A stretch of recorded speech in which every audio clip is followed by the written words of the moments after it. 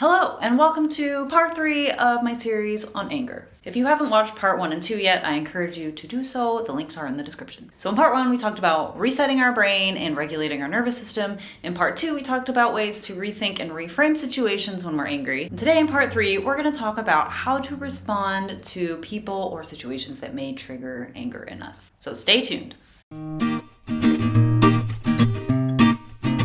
Hey guys, I'm Leela from Uku-Lela Therapy. I'm a music therapist and mental health counselor, and I use music and expressive arts in fun, creative, and research-based ways to help with mental health challenges, wellness, and self-development. So we all know that when we're angry, it's very easy to respond in ways that we could regret or that don't align with our values. Hopefully, with talking about the techniques in part 1 and 2, it will become easier to respond in ways that are helpful for us. But when the situation arises and we become angry, how do we respond? Like, what do we do? What do we say? We're taking away one behavior, which whatever that looks like for you, yelling, shutting down, whatever automatic response that we might have when we're angry. So we need to replace this with a new behavior. And in this video, we're going to talk about some healthy replacement behaviors, mostly in terms of healthy communication. First, let's talk about healthy communication when we're angry. When we're upset about something that someone said or did, many people tend to either shut down and internalize and go along with things in avoidance of conflict, or B, they tend to externalize and get really defensive and yell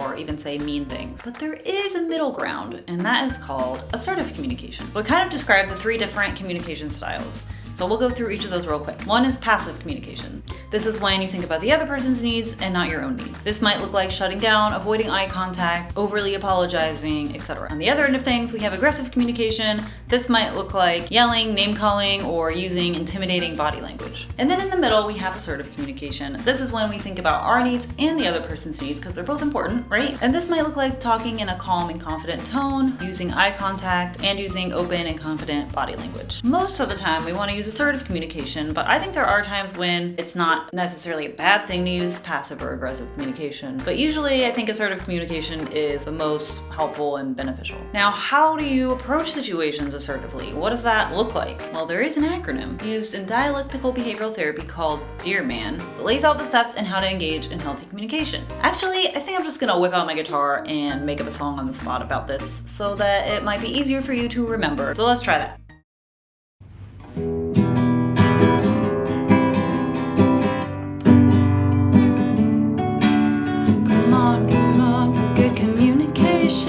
I use this skill and it's called DEARMAN. When I feel myself wanting to shut down or scream, I remember what these letters mean. D, describe it with no judgment. What are all the facts? E, express it. Use my statements, explain your emotions. Assert what you want and need specifically.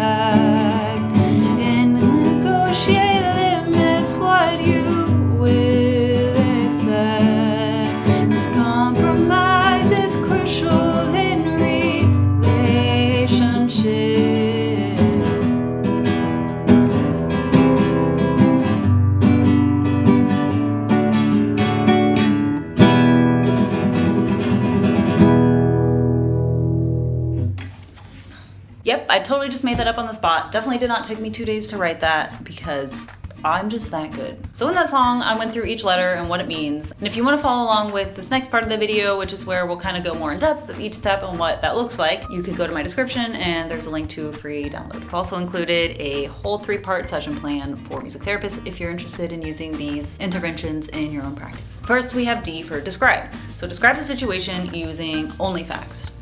You told me we were gonna go to dinner tonight, but then a few hours before we were gonna leave, you told me you had plans with your friends. Next, letter E, express. Express your feelings about the situation using I statements. That means we start the sentence with I instead of you.